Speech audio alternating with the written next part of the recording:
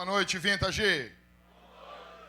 Meu nome é Jackson, sou um dos pastores aqui da igreja e é uma alegria muito grande nós estarmos juntos aqui hoje. É o último dia do nosso culto aqui nesse local. Depois nós teremos, querendo o Senhor, dia 25, às 8 horas da noite, nosso Natal Country. Vai ser demais, tá bom? Vai ser demais. Creio que o Senhor Deus estará nos abençoando. Você pode colocar a sua roupa aí, country ou não também, né? Gaudéria, como você quiser. E venha para o culto, você vai ser muito abençoado. E depois nós não teremos culto domingo que vem, tá bom? Não teremos. E teremos culto no dia 31 para o dia 1º, às 10 horas da noite, na nossa primeira vigília, ok? Vigília da virada, né? Vai ser uma bênção. Já quero dar um outro anúncio para vocês antes de entrar na mensagem. O pessoal mais puritano, eles dizem que o culto não pode ter anúncios. Isso é uma bobagem, ok? Isso aqui faz parte da vida da igreja, meus irmãos, tá? Então, nós não estamos aqui... A gente está transmitindo pela internet? Estamos transmitindo? Isso é um detalhe. Nosso primeiro alvo é quem está aqui. Né? Tem muito pregador que prega para a internet e usa o povo apenas como uma desculpa. Né? Então, o meu primeiro alvo é quem está aqui. Então, assim, meus irmãos, as 2 primeiras semanas de janeiro, nós não teremos culto. Dia 5 e dia 12. Se quiser passar, minha irmã, pode passar. As irmãs podem passar aí, tranquilo. Fica tranquilo, tá? Então, assim, nós não teremos culto dia 5 e nem dia 12, porque nós vamos trabalhar no nosso prédio. Ele precisa muito do nosso empenho, ok? Então, nós estaremos totalmente dedicados. Ali no grupo da igreja, eu coloquei ali o nosso grupo da Missão Ageu. E se você quiser entender mais, porque isso eu já preguei uma série em Ageu aqui na Vintage, você vai entender. Capítulo 1, do verso 2 ao verso 11, o profeta reclama que o templo estava jogado às traças, enquanto a casa do povo de Deus, dos irmãos ali do Antigo Testamento, estava todas bem. E vamos ser sinceros, não tem nenhuma casa aqui mais afetada do que o prédio da igreja que a gente alugou e nem do que a gente estava. Então esse texto de Ageu serve para a gente, ok? Então se você quiser participar, né, espero que todos queiram, da reconstrução da nossa casa, você entra nesse grupo ali e vai ser uma bênção. Nós voltaremos com o culto dominical dia 19 de janeiro. Nós vamos trabalhar, meus irmãos. E a comunhão, como é que fica? A comunhão vai se dar no meio do trabalho. Tá bom? Os irmãos vão se juntar. Os líderes de GC, vai ter GC ou não? Isso a gente vai conversar. Vocês podem se encontrar com os irmãos, porque vocês são pastores da igreja. E vocês vão pastoreando os irmãos, vão visitando. E é assim que nós vamos fazer nesse período. Tá bom, meus irmãos? Nosso alvo, então, nosso alvo fundamental é nós arrumarmos o prédio. Então, agora é o momento de investimento, porque ainda que o aluguel seja barato, nós vamos arrancar gastando um valor. Nós vamos ter que fazer toda a elétrica do prédio. Toda a elétrica. Quando eu digo toda a elétrica, vem de uma palavra grega, toda elétrica. Nós vamos tirar todos os fios e colocar tudo novo. Ok? Ah, mas eu não concordo. Daí tu não faz na tua casa. Por que nós vamos fazer lá assim? Por que nós vamos fazer desse jeito lá? Porque precisa. Porque antes, nem precisava explicar, mas antes da enchente, já não dava. Já era ruim. A luz caía no meio do culto. Você imagina? No meio do culto. Então, nós vamos arrumar aquele prédio. Nós vamos fazer uma reinauguração da igreja. Se Deus permitir, dia 19 de janeiro, nós vamos ter o Dario nas costas do Ismael, em cima de uma perna de pau, soltando fogo pela boca. Tá bom? Nós vamos fazer uma festa lá. Esperamos que seja dia 19. Contamos com você. Tá bom, meus irmãos? Irmãos, vira para quem está do seu lado, aperta a mão da pessoa aí. Aperta a mão de assim, meu irmão, pode contar comigo. do trabalho do prédio. Eu não vou dar desculpa. Porque eu sou bom nisso. A última coisa, ó, meu irmão, se tu vê eu dando desculpa, chama minha atenção. Ok, por que tu não fez? Porque eu não preciso. Sai daí. Sai daí. Abra sua Bíblia em Tiago, capítulo 5, do verso 7 ao verso 12. Nós estamos tendo dias maravilhosos, indo dormir tarde, acordando cedo, mas Jesus tem sido nosso Deus, bondoso conosco. O título do sermão hoje, nós estamos no penúltimo sermão de Tiago. Nós vamos terminar essa série no primeiro culto de janeiro, tá bom? Primeiro ou segundo culto a gente vai encerrar a série de Tiago. Título do sermão para vocês, pega aí, ó, como ter sabedoria para experimentar a poderosa paciência perseverante. Como ter? Como que a gente faz? Veja, a paciência na nossa geração, ela não é vista como algo bom. Uma pessoa paciente na nossa geração é vista como uma pessoa fraca. Tem muita paciência.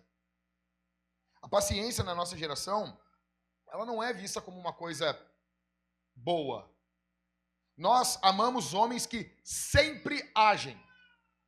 Eles sempre têm uma ação a fazer. E a paciência não é visto, na maioria dos lugares, como uma virtude. Só que a Bíblia não mostra a atitude de agir sempre como uma virtude.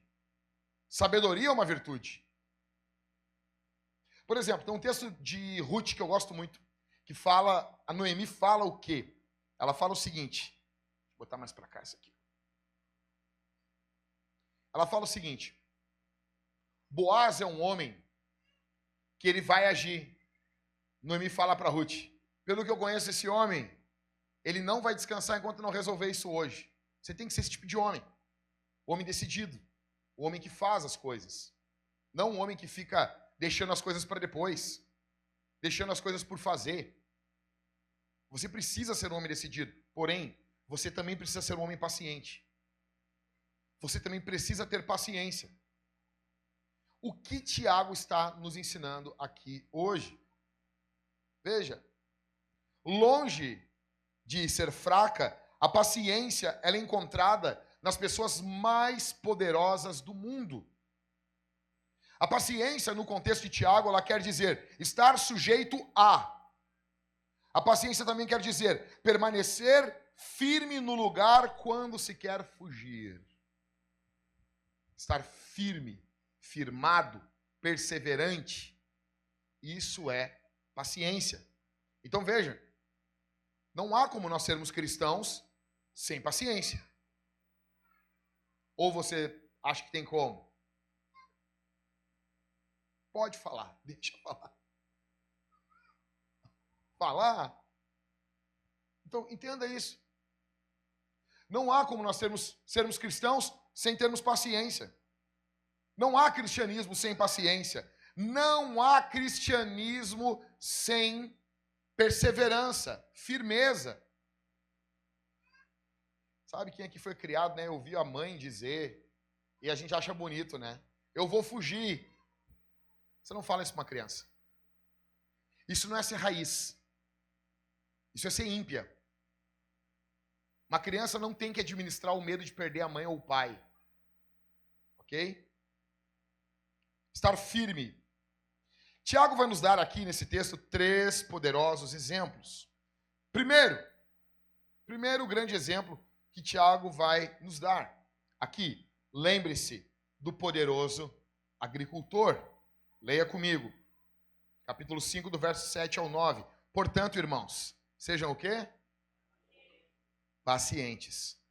Olha só, vamos ler do verso 7 ao verso 12. E eu quero que você vá levantando o dedo toda vez que ele falar sobre paciência, paciente, tá bom? Vamos lá.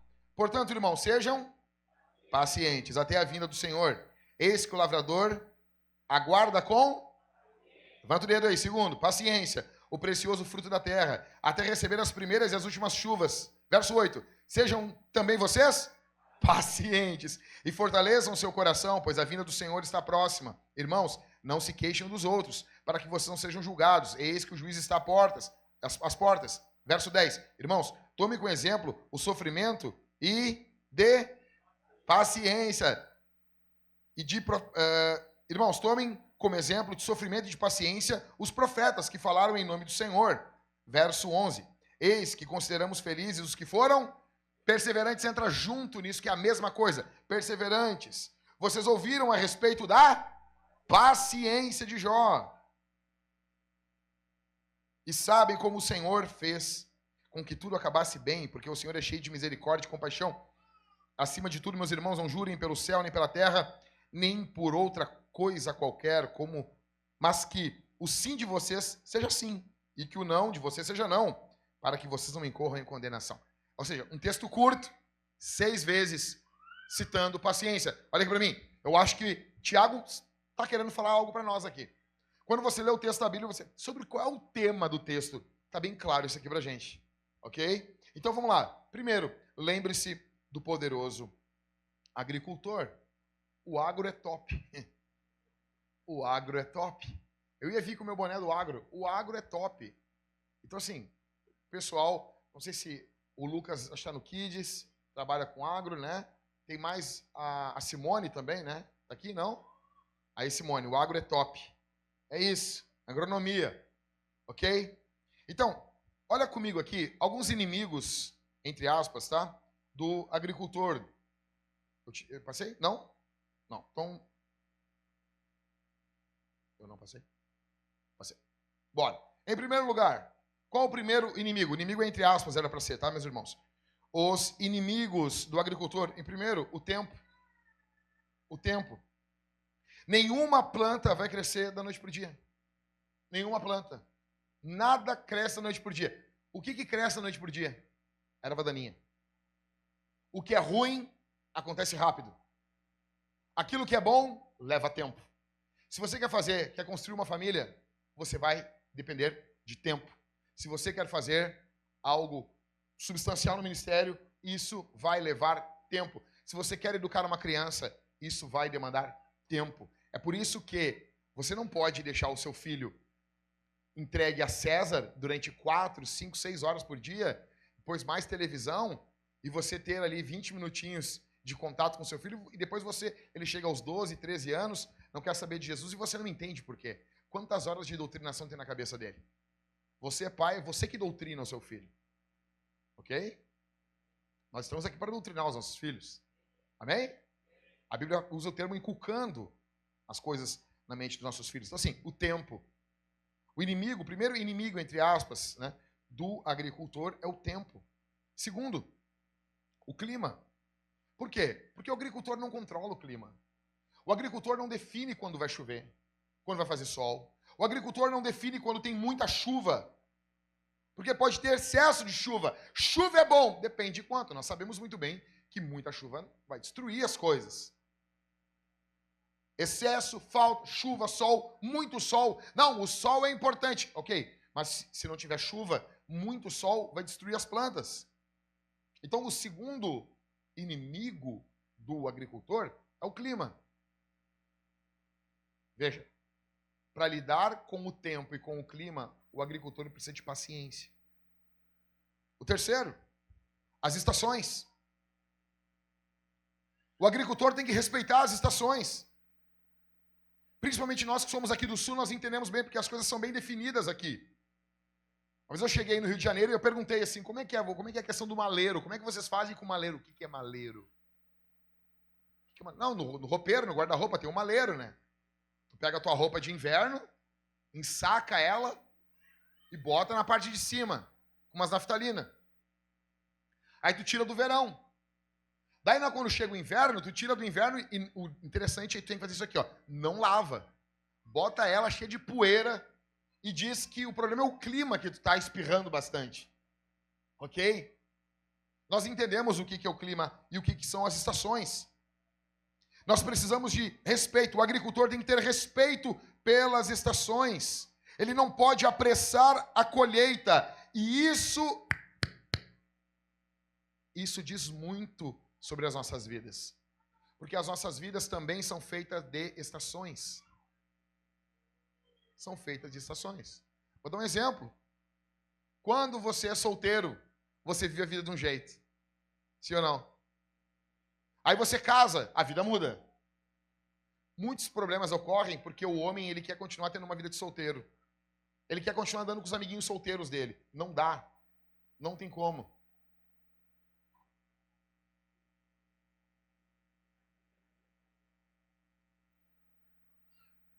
Ok?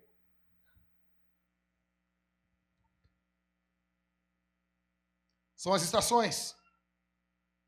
Existem estações diferentes na nossa vida. Aí vem os filhos.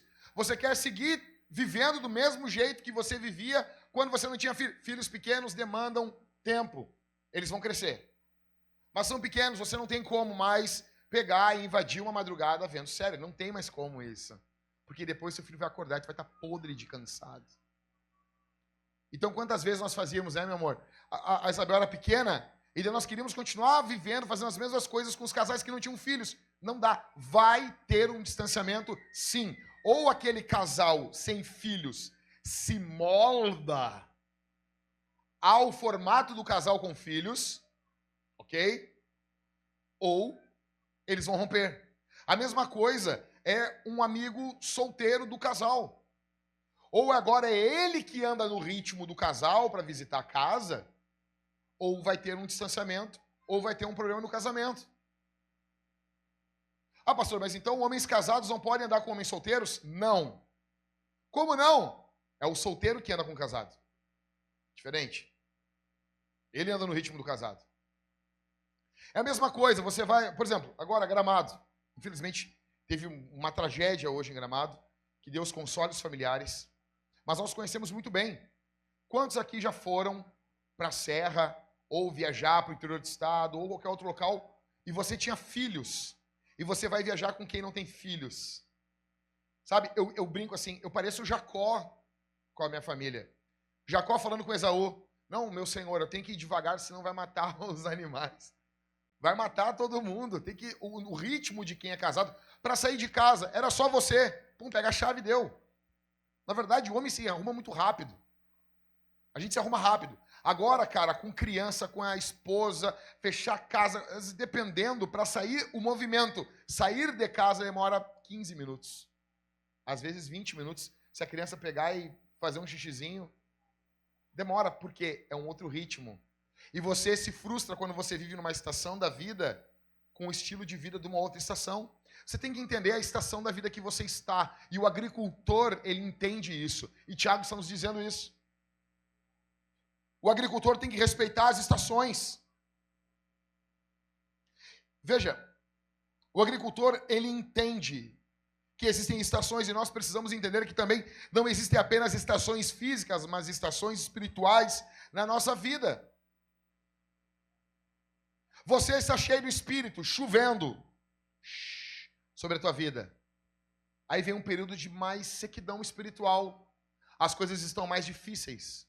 O que Deus vai fazer? Deus vai arar o solo. Deus vai movimentar a sua vida. Virão tribulações. Porque está vindo um período de chuva sobre a sua vida. A primeira coisa, o primeiro inimigo do agricultor, entre aspas, é o tempo. O segundo é o clima. Terceiro, as estações. Em quarto, o invisível.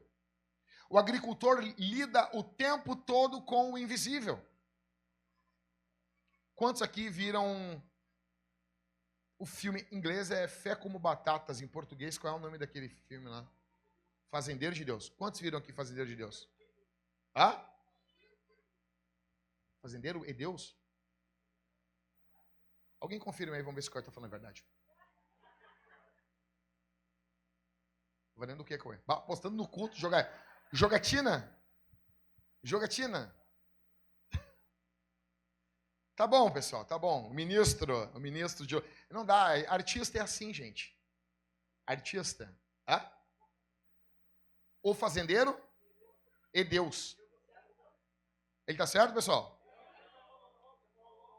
Não falou o, tá errado. Tá gravado, ele vai voltar a fita depois. Tá bom, Cauê, calma. Morde aqui. Esse filme aí, em inglês o nome é Fé como Batatas. Por quê fé como batatas? Porque quando você planta batata, você não olha a batata. Você só vê quando aquilo sai para fora. E o tempo todo esse filme trabalha com essa ideia, olha para mim aqui, gente, de crer no invisível. O agricultor, ele tem que trabalhar mesmo que ele não veja, num primeiro momento, os frutos do que está ocorrendo. Assim é a nossa vida. Nós precisamos continuar trabalhando. Quem aqui tem crianças com 2 anos de idade? Terrible 2. Uau! Eu sei o que você passou no verão passado. Eu sei. Tem até uma sketch do Família Dinossauros que eles chamam o exorcista. Vocês já viram isso? O exorcista chega, ele chega do mesmo jeito, assim, né? Tira aquele chapéu, que nem no filme, e ele diz assim, quantos anos o menino tem? 2 anos. Ele, que os céus tenham piedade dessa casa. 2 anos é complicado. De 2 a 3 anos. Só que você continua semeando. Você continua semeando. Você continua crendo na palavra de Deus. Você continua disciplinando o seu filho. E você vai fazer, ele vai fazer. Porque Deus vai dar vitória para você. Assim é o agricultor. Ele precisa crer quando ele olha e não vê nada. Os inimigos do agricultor, ok. Mas então veja, quais são os segredos poderosos? Os segredos que os poderosos agricultores do reino conhecem. Quais são? Quais são os segredos que os poderosos agricultores conhecem? Quais são? Os agricultores do reino, eles conhecem em primeiro lugar que a colheita, escute, será o dia de acerto de contas de Deus com o mundo. Tiago está falando sobre a volta de Jesus. E Tiago usa o exemplo do agricultor. Você precisa acreditar quando você olha para a nação e você vê injustiça, roubo, canalice, mau uso das instituições do Estado. Você precisa crer que a colheita vai acontecer. Deus vai acertar as contas com o mundo. Deus vai colher os frutos e queimar os galhos mortos. Ele vai fazer. Os bons vão ser recompensados, sim. Vale a pena ser fiel, vale a pena fazer o que é certo, vale a pena honrar a Deus, vale a pena acreditar na Bíblia, vale a pena confiar em Deus, vale a pena honrar a esposa, vale a pena se conectar ao coração dos filhos, vale a pena. Vale a pena. A colheita vai acontecer. Segundo segredo. Segundo segredo é o segredo. Qual o segredo? Nós precisamos, escute, entender que quando as coisas ficam difíceis, é porque Deus está produzindo uma colheita em nossas vidas. Eu vou repetir. O segredo é, nós precisamos entender que quando as coisas ficam difíceis, recebe isso aí, é porque Deus está produzindo uma colheita em nossas vidas. Está difícil? Deus está arando o solo. Deus está mexendo para oxigenar. Deus está tirando coisas do lugar, movimentando você. Deus está te movimentando. Deus está movimentando a tua vida. Deus está movimentando a tua história. Deus, as coisas estão paradas, pastor. Não estão. Deus está trabalhando. Deus está trabalhando no oculto.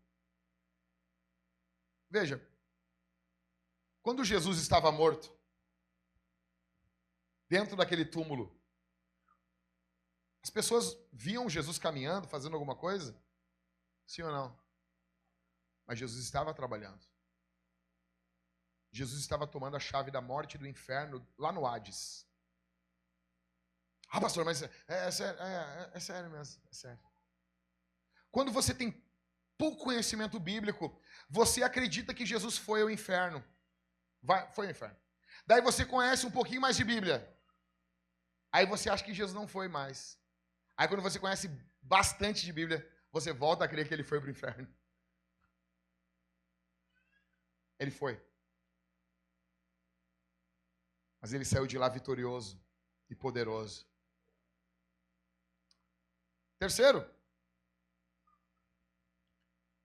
segredo é que o foco é o coração. Verso 8. Sejam também pacientes e façam o quê? Cara, no momento da tribulação, no momento da angústia, você precisa fortalecer o seu coração. Porque nos nossos corações procedem as saídas da vida. Nós temos a tendência a olhar as circunstâncias. Nós queremos que as circunstâncias rapidamente mudem. Nós queremos que as coisas rapidamente aconteçam. E nós não cuidamos a parte interior. O foco é o coração. O foco é fortalecer o coração. Nós precisamos entender que oração e palavra fortalecem o coração. Veja, olha o que o apóstolo Paulo fala aos Romanos, no capítulo 1 e verso 11. Porque desejo muito vê-los, a fim de repartir com vocês algum dom espiritual para que vocês sejam fortalecidos. Esse fortalecimento do coração, ele ocorre na comunhão. Ele ocorre quando estamos juntos. Parece clichê, e talvez até seja, mas é verdade, e é isso que importa. Juntos somos mais fortes. Eu sei que é clichêzão, eu sei que soa meio piegas, né? Mas é verdade. É verdade isso. Em quarto. O quarto segredo é esse. Não se cruza os braços enquanto se espera. A gente acha que paciência é o cara ficar dormindo. É ficar deitado. Não, tem um momento de dormir. E tem um momento de não dormir. Veja, o agricultor, ele entende que ele precisa seguir fazendo a obra do Senhor. Tem uma música, eu coloquei no grupo da igreja hoje, a canção Primavera, do Voz da Verdade. E o início dessa canção, você tinha que ouvir ela. Veja, quando o teu pastor diz, ouve esse louvor aqui, você faz isso. Você faz isso. Vê esse filme. Veja esse filme. É antibíblico? Não, não é. Então obedece. É para o teu elevo espiritual. Eu sei o que eu estou fazendo. Estou fazendo isso há mais de 20 anos. Escute. Olha o que diz esse louvor. Não pare de sonhar, mas fique acordado, que Deus indicará o seu caminho. Sua vontade tem que estar nas nuvens, mas os seus pés firmados no chão. Essa dualidade o agricultor entende. O agricultor está olhando ali, ele vê terra. E ele continua arando e trabalhando. Porque dali vem o sustento da esposa, dos filhos. Dali ele vai pagar a faculdade. Dali ele vai pegar e empregar pessoas. É dali. Em quinto, o quinto segredo é que agricultores, bons agricultores, agricultores poderosos, não têm tempo para brigas desnecessárias. Verso 9. Irmãos, não se queixem uns dos outros, para que vocês não sejam julgados. Eis que o juiz está à porta. Parece que não tem nada a ver, né? Ele está falando de agricultor, mas não se queixem do outro. Tem tudo a ver. Como que você vai se queixar? Ei, escute. Como que você vai ficar se queixando do teu vizinho se você tem uma fazenda para administrar? Como que você vai ficar se queixando, a não ser que isso ataque a sua fazenda? Mas como que você vai ficar o tempo todo questionando o que todo mundo faz, se você tem um povo para cuidar, se você tem contas para pagar, a não ser que isso está ofendendo e atacando a igreja de Jesus? Mas existem coisas desnecessárias. Em primeiro lugar, lembre-se do poderoso agricultor. Em segundo, lembre-se dos poderosos profetas. Verso 10. Irmãos, tomem como exemplo o sofrimento, tome como exemplo de sofrimento e de paciência os profetas que falaram em nome do Senhor. Veja, agora ele transiciona do agricultor para os profetas, sendo que, mas nós não somos profetas. Somos sim. Nós pregamos a palavra do Senhor. Nós falamos, a Bíblia diz que em parte conhecemos e em parte profetizamos. Paulo diz que deveríamos buscar os dons de profetizar, o dom de profetizar. Deveríamos buscar os melhores dons. Se ele fala sobre melhores dons, é que tem dons que não são tão bons. Mas, pastor, eu não entendo muito bem sobre dons. Então você está pecando.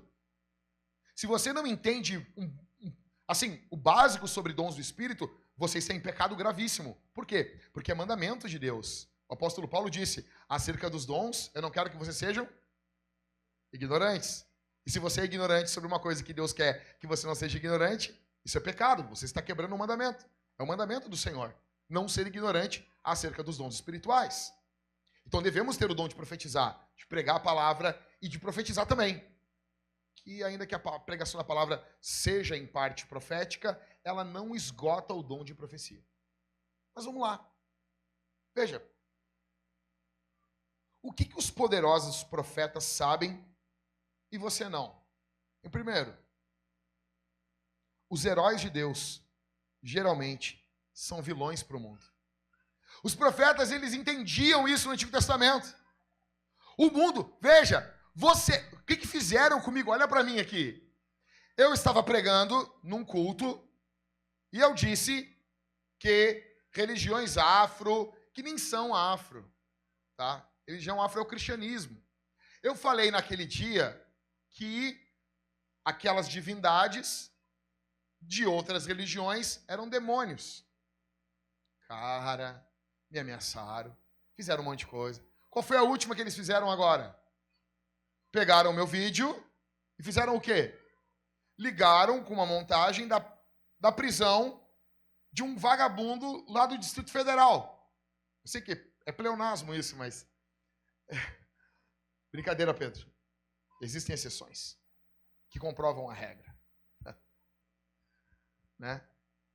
Veja, cara, por que eles fizeram isso? E você vai nos comentários, é tudo assim, bem feito, laraiê, loloiê, e jeiê. Agora vai ter, ele não... O Churum não deixa falar mal dele. Mas eu tô aqui, eu falei e tô aqui. Ele deixou. Não aconteceu nada. Como disse Gideão, se ele é Deus, ele mesmo, ele que se defenda. Mas tudo bem. Né? Beleza. Por que eles fizeram isso? Porque eles querem pintar você como um vilão para o mundo. E o mundo vai olhar isso como intolerância. Isso é amor. Por que nós temos discordância entre religiões? Porque nós amamos. E nós queremos que as pessoas não vão ao inferno. É basicamente isso. Nós não queremos escrachar, nós não queremos destruir, nós queremos que as pessoas aceitem Jesus e abandonem sua vida de pecado. É isso. O que fizeram?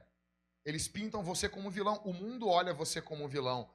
O mundo olha você como o bad guy. Olha você vai ser visto como o mal.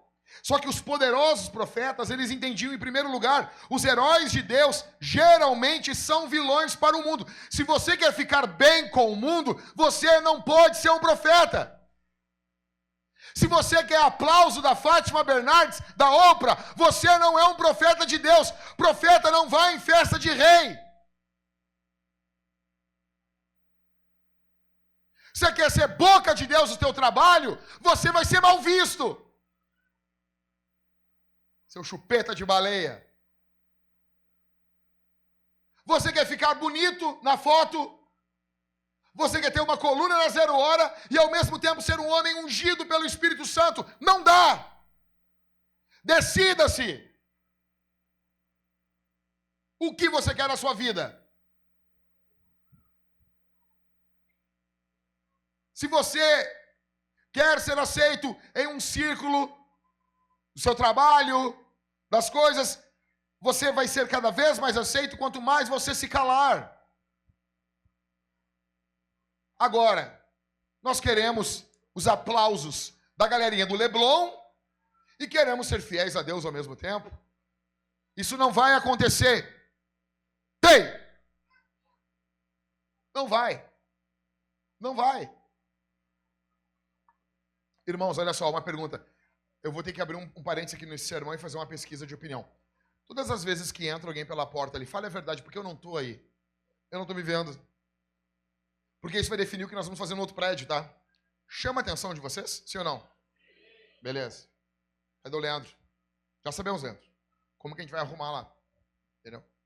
Porque eu perguntaram pra mim, não, mas é que vai ter a porta do lado para entrar lá. Eu disse, não tem problema, não chama atenção. Claro, eu estou aqui, né? E todo mundo... Aí eu olho que vocês... Entendeu? Pô, se olharam pro Cauê. Imagina se alguém bonito passar ali. Então, seguindo, meus irmãos, prestem atenção aqui do pastor de vocês. Aleluia. Segunda coisa que os poderosos profetas sabem, e você não. Obedecer é poder. A nossa cultura diz que transgredir é poder. Obedecer é poder.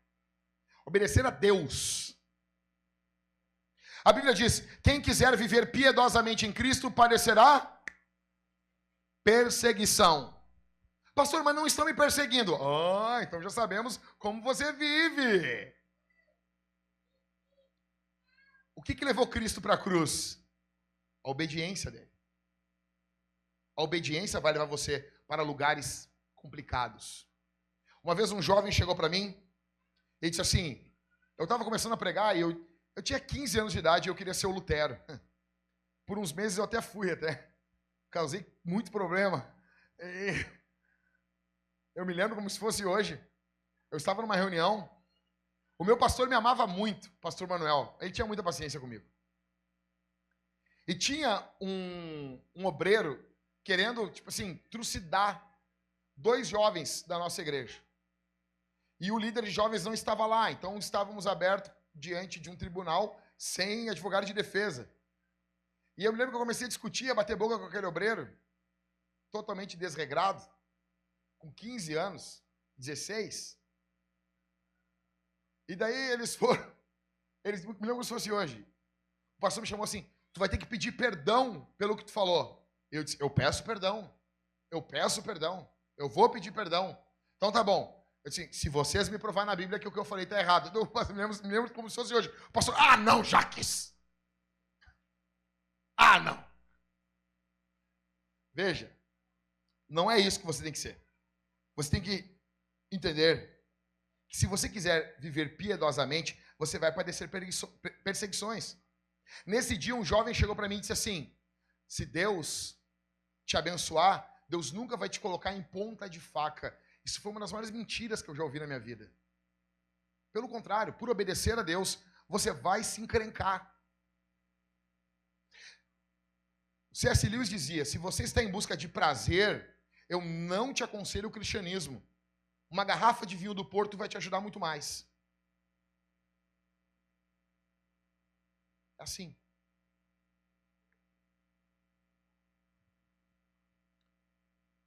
Em terceiro, os poderosos profetas entendem que a vontade de Deus nunca nos conduz a um lugar onde a graça não nos pode guardar. Você vai ir por caminhos difíceis. Vai. Vai ficar difícil? Sim ou não? Sim. Mas já não está? É que nem aquelas igrejas pré-tribulacionistas, aquela escatologia Scofield. O cara chega no culto, ferrado, desgraçado, e o pastor prega que está vindo a grande tribulação. O cara, mas como assim, pastor? Nós já não estava saindo dela? Escute. A vontade de Deus nunca nos conduz a um lugar onde a graça de Deus não nos pode guardar. Jesus estará do teu lado no sofrimento, você não vai estar só, você não vai ficar sozinho. Os profetas entendiam isso, eles falavam livremente, Jeremias padeceu, Ezequiel padeceu, Daniel padeceu, mas eles sabiam que eles não estavam sozinhos. Em quarto, a vida de um profeta confirma a sua mensagem. Por que os profetas tinham que sofrer, gente? Por quê? Porque com o sangue deles, eles assinavam aquilo que eles estavam pregando. Olha aqui para mim. Como é que nós sabemos que a Bíblia é verdade? Tem gente que boceja que parece que vai me engolir.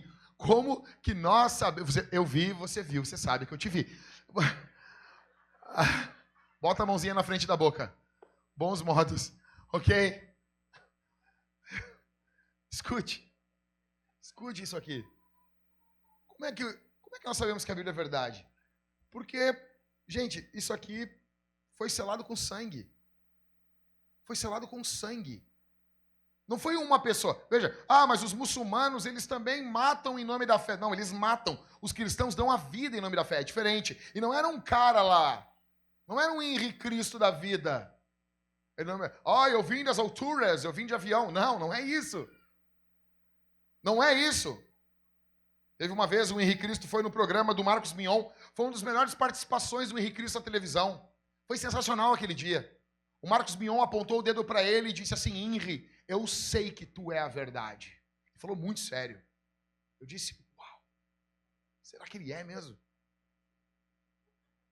E ele disse: Henri, e para prova que todo mundo saiba que tu é verdadeiro Jesus, nós vamos te crucificar. Os caras entraram com uma cruz. E os caras agarrando ele, não, esse obra vicária eu já fiz, não? Com aquela cruz lá de papelão na cabeça.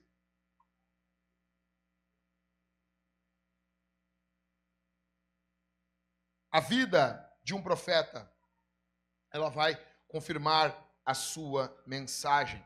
Em quinto, a quinta coisa que eles entendem é que um dia os heróis anônimos serão famosos diante de todo o cosmos. Você tem noção disso? Olha para mim aqui. Existem pessoas que ninguém sabe o nome delas. Tinha umas tirinhas, bem anos 2000, que rolava nos primórdios da internet, que era Café com Jesus.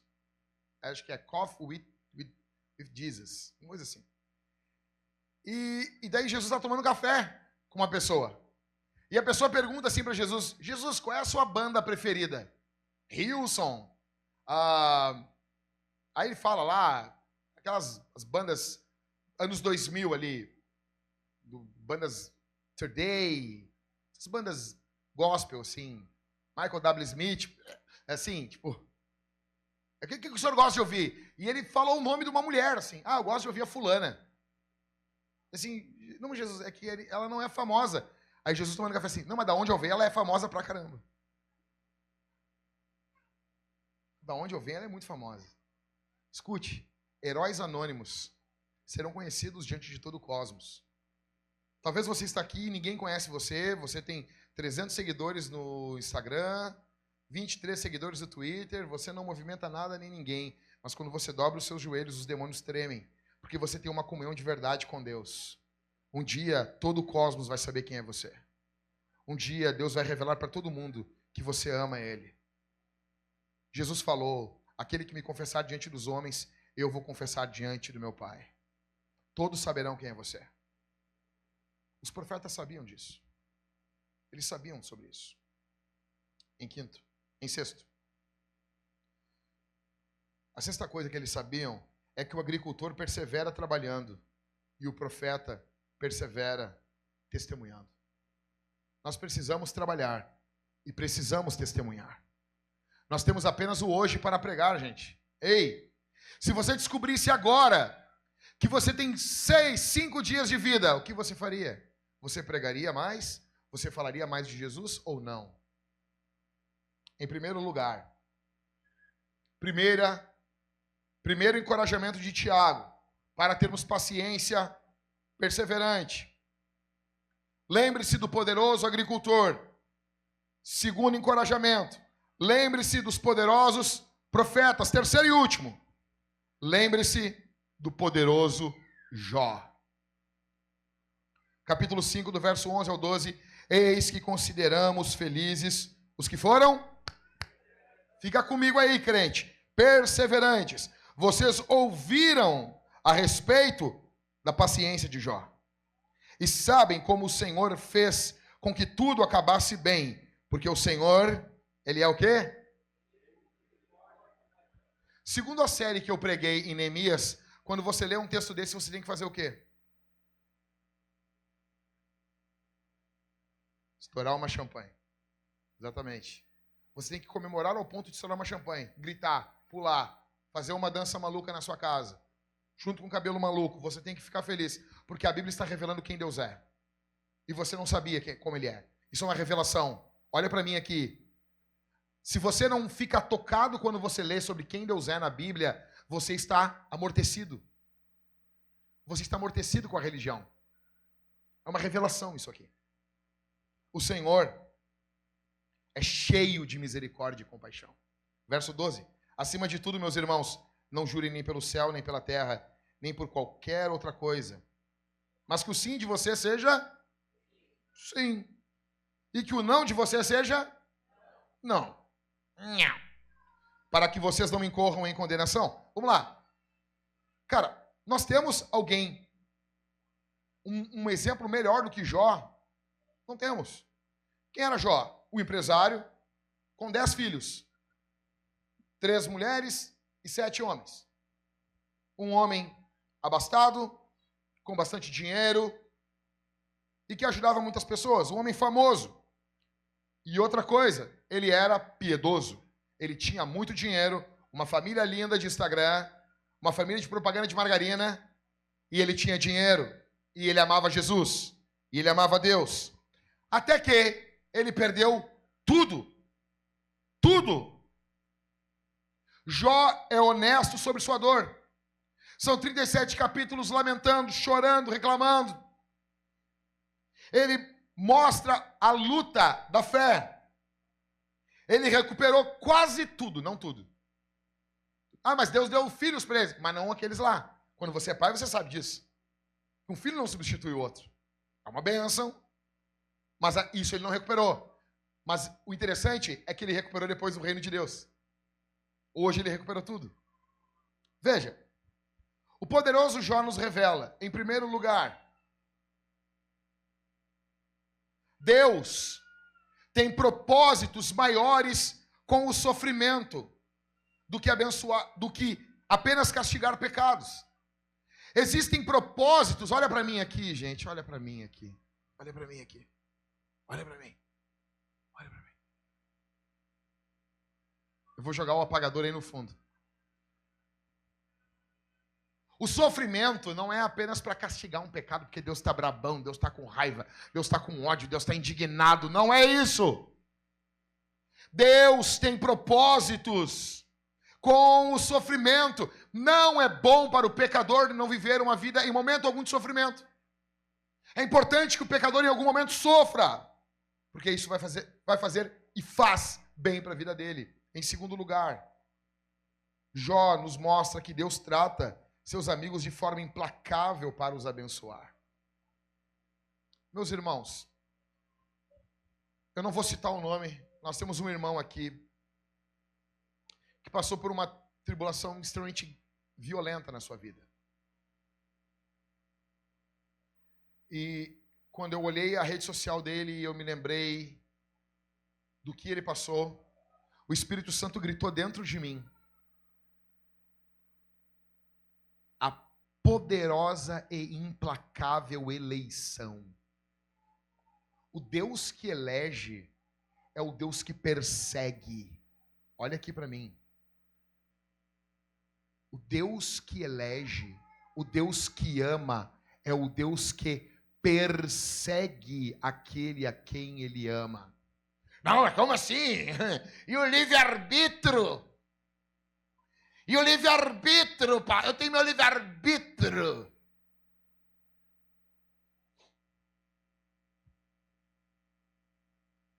A Isabel tinha que fazer um exame de sangue. Quem é pai aqui, você sabe muito bem quando os filhos têm que fazer exame de sangue. Tem livre-arbítrio na hora de fazer exame de sangue, meus irmãos? Sim ou não? Tem querer? Tem querer ou não tem? Ah, não quero comer. Tem querer, não tem? Quer comer? Tem ou não tem, pessoal? Por que que não tem? É por maldade? É? Por amor. Porque tu ama aquele serzinho ali, ó. Tu ama, tu daria a vida. E ela não entende. A gente vai rindo, brincando. Vai chegando lá no local, aí vem aquelas mulheres de branco. A mais velha já entende. Papai, a gente veio aqui por causa minha ou do senhor? Papai, que isso, minha filha? Falar depois sobre isso. A mais nova ainda não entende bem, só entende quando a coisa está acontecendo.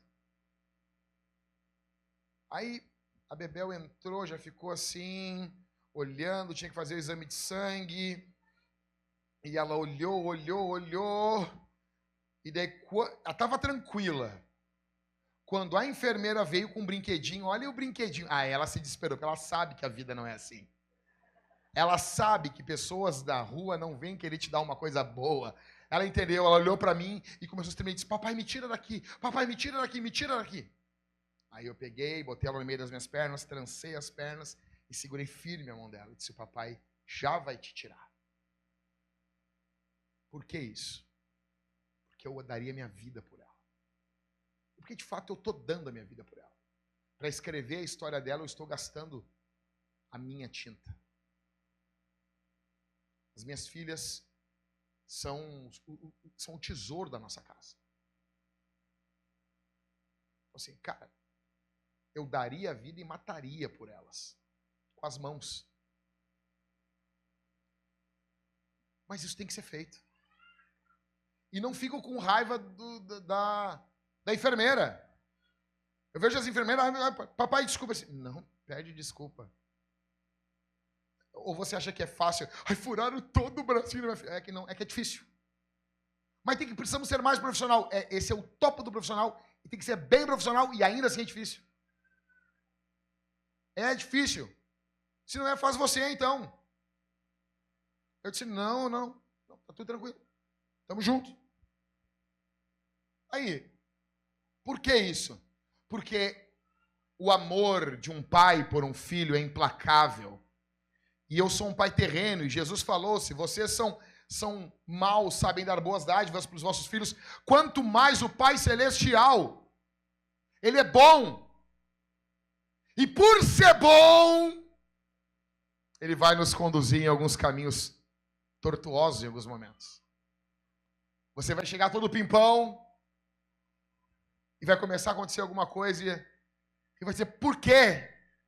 Porque eu te amo. A eleição é implacável. A eleição de Deus, o amor de Deus é implacável. Ele persegue o seu povo. Tem até uma palavrinha hebraica para isso. Esse amor persegue o povo, persegue os seus filhos. E alguns aqui têm marcas do corpo desse amor que amou você. Alguns têm marcas na alma de sofrimento que te farão chegar no céu. O poderoso Jó nos mostra isso. Deus trata os seus amigos de forma implacável para os abençoar. Você tem que olhar a dor e dizer, eu precisava daquela dor para ter a visão que eu tenho de Deus hoje. Em terceiro, o poderoso Jó nos revela que algumas tribulações na vida são também causadas por oposição satânica. Meus irmãos, nós estamos em uma batalha espiritual. Eu vou repetir isso aqui. Nós estamos em uma batalha espiritual. Jó é sobre uma batalha espiritual.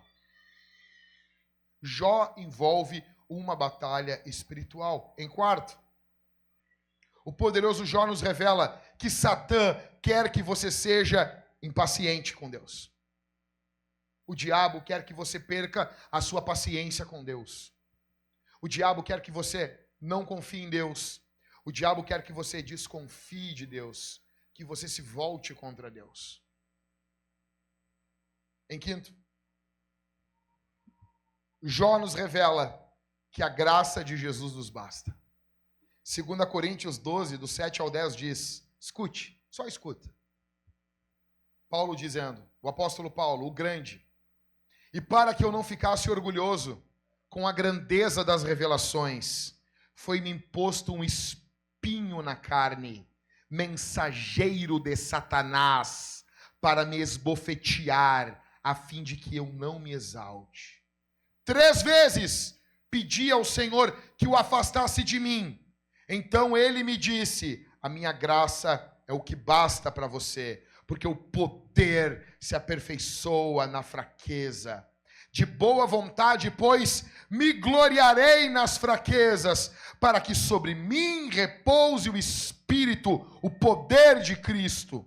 Por isso, diz Paulo, sinto prazer nas fraquezas, nos insultos, nas privações, nas perseguições, nas angústias, por amor de Cristo, porque quando sou fraco, então eu sou forte. Como é que tu para um cara desse?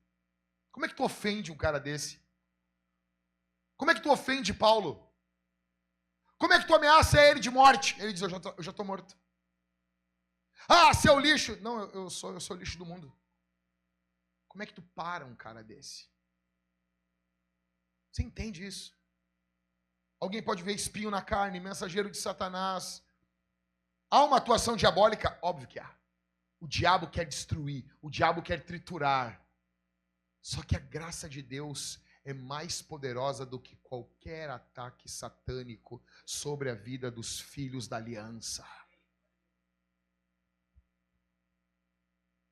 Continue. Sobre graça. Falei de graça. Graça me lembra Hebreus 4, verso 14 ao verso 16. Agora dobra a tua atenção aqui. Escute. Tendo, pois, Jesus, o Filho de Deus, como grande sumo sacerdote, que adentrou os céus, conservemos firmes a nossa confissão, porque não temos sumo sacerdote que não possa se compadecer de nossas fraquezas. Pelo contrário, ele, Jesus, foi tentado em todas as coisas à nossa semelhança, mas sem pecado. Portanto, aproximemo-nos do trono da graça com confiança, a fim de recebermos misericórdia e encontrarmos graça para ajuda em momento oportuno. Alguns irmãos aqui que só falam de graça, graça. Tem que lembrar que a graça tem um trono, é o trono da graça. Outros que só falam de trono, tem que lembrar que o trono é da graça. É trono, poder, mas é da graça, misericórdia. Esse Deus que domina, esse Deus que determina, autodetermina, comanda, define, fala e acontece, ele também é gracioso. Ele também é bondoso. Ele também é misericordioso. Lembra? Jó sabia disso. Agora, fica comigo aqui.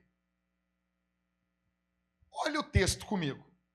Verso 11 ao 12. Fala a verdade.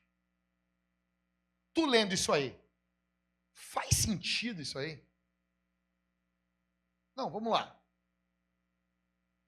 Consegue voltar para nós aqui? Eis que consideramos felizes os que foram perseverantes. Vocês ouviram a respeito da paciência de Jó e sabem como o Senhor fez com que tudo acabasse bem, porque o Senhor é cheio de misericórdia e compaixão. Gente, nós vamos ter GC essa semana? Eu ia deixar isso para o GC. Aí eu pensei, não vai ter GC. Então eu tô falando, isso aqui eu não ia falar. Eu não ia comentar o 12. Eu ia dizer, não, o 12 vai ser comentado nos GCs, mas não vai ter. Então eu vou comentar para você. Aí do nada, ele falou, primeiro, do agricultor, paciência, fechou? Sim ou não? Aí a paciência dos profetas, fechou? Daí a paciência agora do quê? Jó. Aí do verso 12 do nada, acima de tudo o quê, Tiago? Meus irmãos, não jurem nem pelo céu, nem pela terra, nem por outra coisa qualquer, mas que o sim de vocês seja sim, e que o não, não. Para que vocês não incorram em condenação. Não é estranho isso? Não, fala a verdade aí, fala a verdade. Tu leu esse texto na leitura anual e tu só passou por cima. Eu estou aqui para fazer meu trabalho. O último verso é seríssimo. Tiago fala sobre condenação, perdição. Esse último verso é seríssimo. Por quê? Tiago está falando de um juramento, de um voto interno. O voto interno, eu já preguei na série de Batalha Espiritual para vocês. O voto interno, ele é uma falsificação da aliança com Deus. Ele é o nunca mais.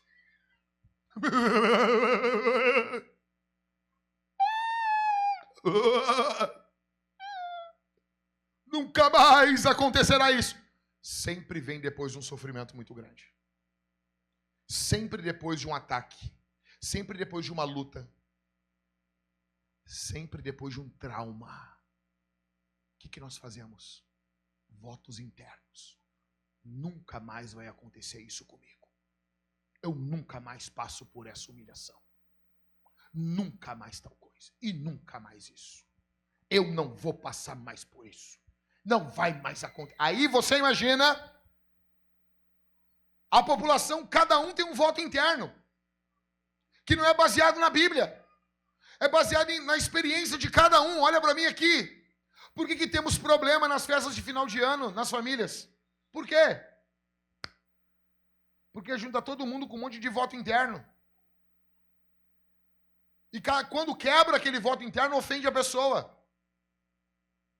E daí a pessoa, nunca mais vai acontecer isso. Daí na festa, o tio nem sabia daquilo ali. E faz uma brincadeira, uma piada. O que acontece? Me ofendeu. E eu ofendo ele. E quebrei o voto interno dele. E daí quebra o voto interno. O outro tá bêbado. E já quebra o voto interno. E é um monte de... Isso aí dá o quê? Desgraça. Escute. Esses votos internos, eles estão atuando... Olha para mim aqui. É muito sério isso aqui. Isso aqui é uma falsificação satânica da nossa aliança com Deus. Deus cria, Satanás falsifica. Fazemos um voto precipitado sempre em meio à dor. Por quê? Na dor você está vulnerável. Você está vulnerável. E deixa eu dizer uma coisa para você. O nosso mundo está tão quebrado, tão ferrado, que ninguém sai desse mundo vivo. De tão quebrado que o nosso mundo está. O nosso mundo está quebrado. Pastor, eu estou sofrendo. Bem-vindo ao mundo real. Todos nós vamos sofrer. Todos. Em primeiro, fazemos votos precipitadamente em meio à dor. Em segundo, alguns de nós, olha para mim, crente, fazem votos quando são jovens. E você fez um voto que você nunca mais aceitaria tal coisa. E você fez um voto interno. E deixa eu dizer uma coisa para você aqui. Que o pastor da igreja do Novo, sabe? Agora da igreja do Novo. Viva o novo. Experimente o novo. Viva o novo. Deixa eu dizer uma coisa. Nem tudo vai ser novo. O marido vai ser velho. A mulher vai ser velha. Os filhos vão ser os mesmos. Entendeu? O cara diz assim, ó, criança chorando, a mulher diz, vai lá e troca. Mas, amor, por qual criança? Não é isso. O pastor do Novo não vai falar isso para você. Algumas pessoas foram traídas no primeiro casamento e vão ser traídas no segundo. Algumas pessoas sofreram abuso de uma amizade e sofrerão com uma outra também. Algumas pessoas foram roubadas por um sócio e serão roubadas pelo segundo também. Outras pessoas vão se curar de uma doença, vão fazer festa, venci o câncer e ele vai voltar. Esse é o mundo real. Por isso que votos internos são escravizantes. Votos internos são satânicos. Terceiro, alguns votos se tornam maldições geracionais. Você está amaldiçoando sua vida e amaldiçoando a vida de sua família. Porque você está fazendo um voto que não é baseado na Bíblia. É baseado numa dor. E nós não deveríamos fazer votos no meio da dor. Em quarto, o que fazemos quando fazemos um voto? Nós nos tornamos leais a esse voto, ao invés de sermos leais ao Senhor. E nos tornamos leais ao voto que fizemos. Quantos obreiros passam por isso? Deixa eu te explicar uma coisa, olha aqui para mim. Se tu sentar com a Thalita e comigo, nós vamos te contar que na Vintage, o que nós já passamos. Gente, pessoas sentaram a bunda fedorenta, chechelenta, lá na minha casa e disseram que tinham vergonha de nós e vergonha da Vintage. Só que isso não aconteceu pela primeira vez. Isso já tinha acontecido no primeiro ano da Vintage. Imagina se eu tivesse feito um voto, nunca mais. Alguém vai ter vergonha de mim. É impossível. É impossível. As pessoas vão ter. Deixa eu te explicar. Se você não quer ser ofendido e atacado, não venha para o ministério. Não venha para o ministério. Ei. Ministério é lugar de cicatrizes. Ok? Você vai sofrer. Vão mentir sobre você. Vão usar você. Vão pegar o seu dinheiro, o seu tempo. E o mais interessante é que quando você não servir, as pessoas não vão pensar que você é um ser humano. Simples assim. Em quarto, tornamos-nos leais aos votos em vez do Senhor. Em 5, violar um voto geralmente desencadeia em uma reação emocional exagerada. Óbvio, você fez um voto. Seu pai fez algo para você quando você era criança, ofendeu você, sua mãe fez alguma maldade, e você nunca mais, aí acontece algo que nem é aquilo, mas parece aquilo. O que você faz? Você tem um surto. Você revive aquela experiência. Ei, eu quero te dizer uma coisa, você não está vivendo aquilo de novo. É uma outra circunstância. Ah, mas eu fui rejeitado. Sim, e outras pessoas vão rejeitar você. Quantos aqui passaram por rejeição quando eram crianças? Isso vai se repetindo na vida adulta. Ainda que você queira ser a pessoa mais espetacular. Ah, eu quero ser espetacular para ninguém me rejeitar. Se você for espetacular, aí que vão rejeitar você. Fizeram uma pesquisa no Brasil e eles pegaram as mulheres em ambientes de trabalho. As mulheres que mais sofrem em ambientes de trabalho são mulheres bonitas.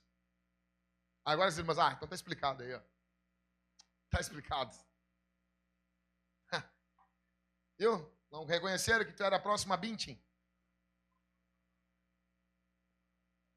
Uma curiosidade aqui, só passou na minha cabeça. Meu advogado é primo da Gisele Bündchen, sabia isso aí, né, mano? Falei, né? Ó, o cara é bonito, mano. Família toda lá, coisa de louco, né?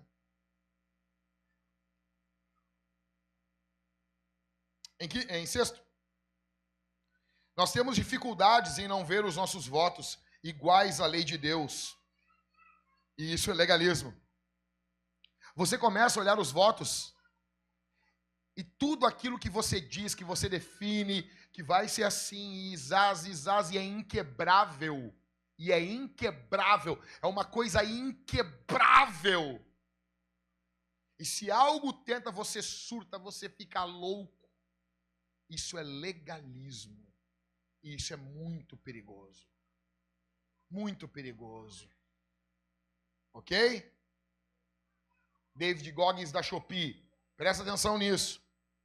Em sétimo, nós punimos as pessoas que quebram os nossos votos. Porque é a nossa lei. E nós estamos tentando agir como deuses.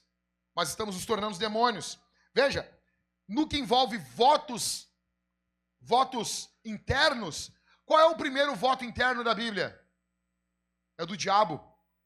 Isaías, capítulo 14, verso 13 ao 14. Subirei ao céu, acima das estrelas de Deus, porei o meu trono no alto, assentar-me-ei no monte da congregação, subirei acima das nuvens, farei-me semelhante ao Altíssimo. Um voto interno do diabo com ele. Jó ocorre em meio a uma batalha espiritual, e você precisa entender isso. No meio de uma batalha espiritual sempre envolvem 3 pessoas: você, Deus e o diabo. E nós não colocamos na equação Satanás. E ele vai fazer com que você faça votos internos no meio do sofrimento. E você vai acabar esquecendo disso. Fechando, para terminar. Falei muito já. Pastor, então, do que nós precisamos para ir embora? Quando eu penso em Jó. Para mim, a revelação de Deus ela é progressiva. Deus foi revelando toda a Bíblia aos poucos. Vocês sabiam que Jó foi o primeiro livro a ser escrito? Muito provavelmente, ele é o primeiro livro que foi escrito. Não na ordem cronológica. Gênesis é o primeiro livro cronologicamente falando, no que envolve ao que ele narra. Mas Jó foi o primeiro livro que foi escrito. Vocês imaginem isso, gente. Olha para mim aqui. Você e eu estamos numa posição privilegiada da história referente a Jó ou não? Sim ou não? Você imagina, Jó estava lá no início, comecinho da história. A história começa, passa uns anos e Jó está ali, Jó escreve seu livro. Aí passa todos os anos, vai passar o período, o povo de Deus, saída de Abraão, vai peregrinação, tudo aquilo, começa, a família de Jacó, vão para o Egito, volta do Egito, vão tomar a terra prometida, aí vem o período dos juízes, aquela loucura toda, vai indo, reis, vai, vem o Novo Testamento, período interbíblico, o Novo Testamento, João Batista gritando, Jesus vindo, vivendo, morrendo, ressuscitando, igreja, período de Tiago. Aí após essa parede aqui, nós temos os nossos 2000 anos. Nós estamos lá no fundo. Lá no fundo. Ok? Aqui no início da história, como que Jó viveu? Como que Jó viveu? O que aconteceu no capítulo 1? Jó, capítulo 1, do verso 10 ao 11. Não é verdade que tu mesmo puseste, o diabo dizendo, uma cerca ao redor dele, de Jó? Da sua casa e de tudo que ele tem? Abençoaste a obra das suas mãos, e os seus bens se multiplicaram na terra. Verso 11. Mas estende a tua mão e toca em tudo que ele tem, para ver se ele não blasfema contra ti na tua face. Olha o que o diabo está dizendo. Toca! A gente tem algo parecido com isso no Novo Testamento? Sim ou não? Sim ou não? Fala, eu não acho que não, pastor. Pode falar, de boa. Não vai perder nada, não. Acha que tem algo parecido com isso ou não tem no Novo Testamento? Tem. Lucas capítulo 22, do verso 31 ao 32. Jesus dizendo, Simão, Simão, eis que Satanás pediu você para te peneirar como trigo. Eu, porém, orei por você, roguei por você, para que a sua fé não desfaleça. E quando você se voltar para mim, fortalece, pastoreia, cuida os teus irmãos. O que nós temos que Jó não tinha? Nós temos o intercessor. Nós temos a intercessão de Cristo. Então, se você está passando pelos piores dias da tua vida, lembre-se disso. Cristo está orando por você. Cristo está rogando por você. Ele está falando o seu nome. Ele se importa com você. Ele ama você. Bendito seja o nome de Jesus. Se é para Ele, aplauda forte mesmo.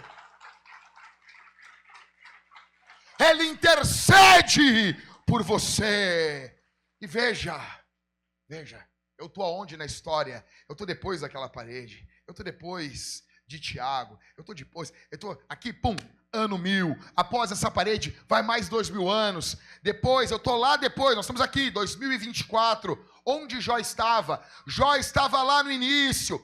Jó estava aqui. E como que Jó lutou contra a incredulidade? Como que Jó lutou contra o seu sofrimento? Capítulo 19 do livro de Jó diz: eu sei, eu tenho certeza, eu sei que o meu Redentor vive, Ele está vivo, e que por fim se levantará da terra. No primeiro livro da Bíblia, para Jó passar por toda aquela tribulação, ele jogou a sua mente para o futuro, porque ele entendia que a fé cristã é escatológica. Nós vivemos do futuro, nós precisamos ter uma mente saturada com a ressurreição do Salvador, com a ressurreição do Redentor. Então nós não estamos lá, nós estamos bem distantes, e quando olhamos para trás, nós vemos que Jesus ressuscitou dos mortos,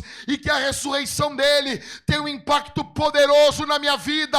Eu sei que a minha vida não se resume a esse mundo, eu sei que a doença vai vir, ela vai bater a porta, o meu corpo vai se curvar e eu vou morrer, porém, eu vou levantar do pó no último dia.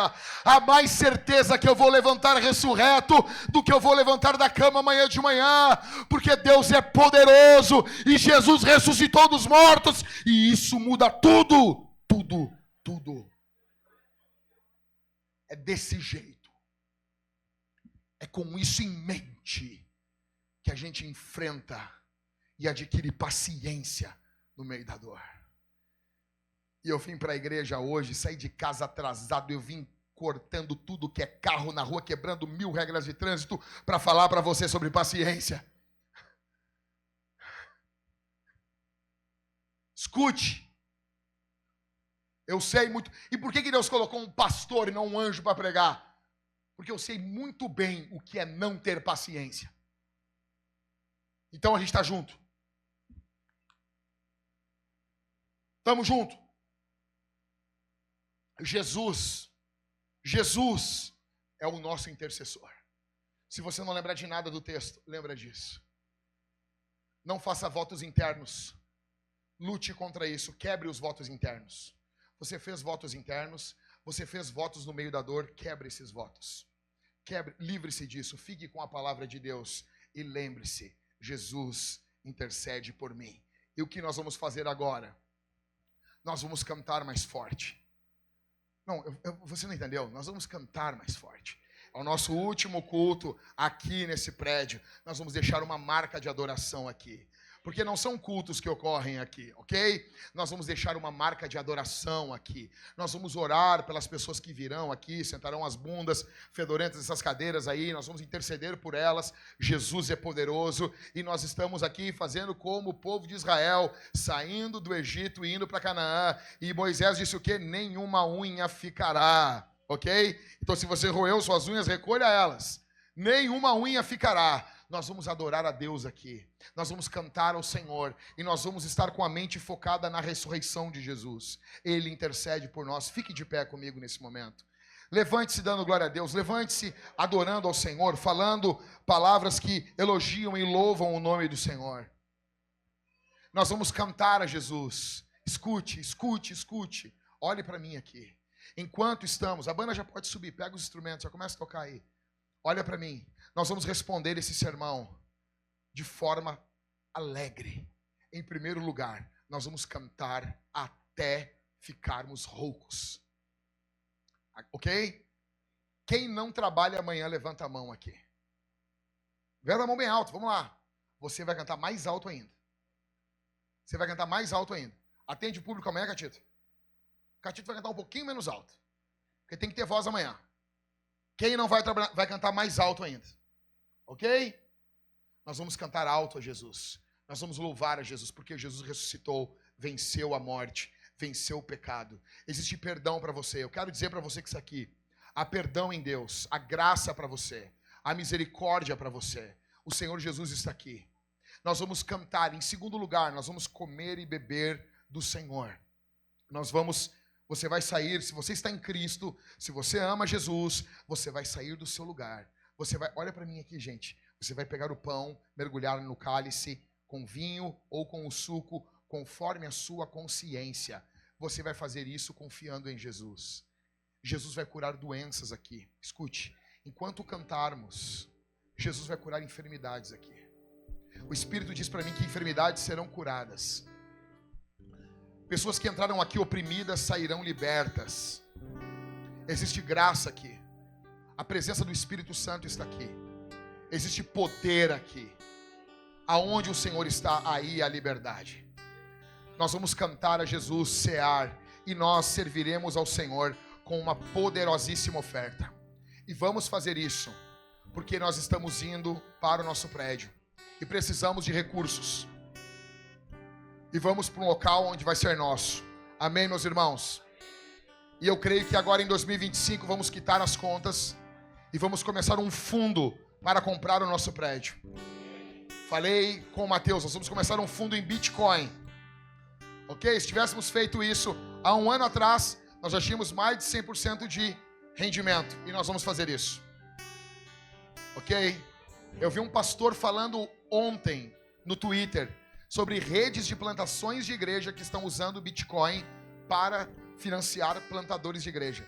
Poderoso demais. Eles vão investindo dinheiro e depois de 4 anos eles pegam aquilo, sacam e enviam ao plantador. Nós vamos fazer isso. Amém, meus irmãos? Amém? Jesus é poderoso. Jesus é glorioso. Você vai ofertar e dizimar aqui no QR Code. Nós temos o QR Code dos lados. Faça isso com alegria. Faça isso com vida. Faça isso com generosidade. Ah, pastor, depois eu... Não faça isso. Faça isso agora.